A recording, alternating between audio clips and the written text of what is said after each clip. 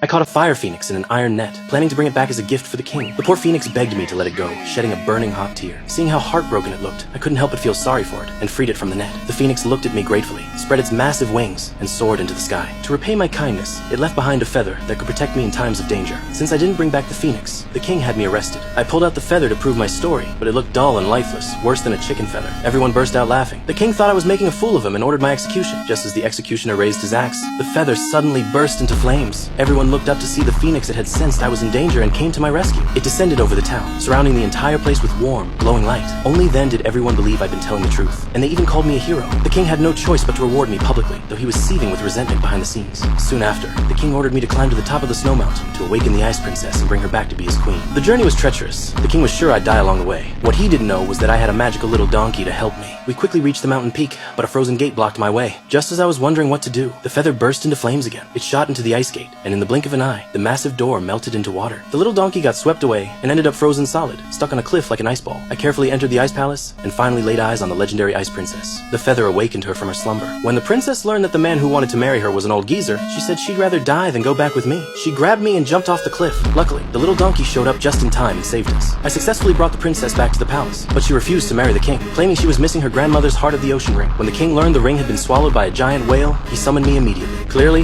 the task of retrieving it had fallen on my shoulders once again. I was flying over the open ocean on my little donkey when a flock of seagulls knocked us out of the sky. As the donkey pulled me back up, I spotted a massive whale chained to the surface of the water up ahead.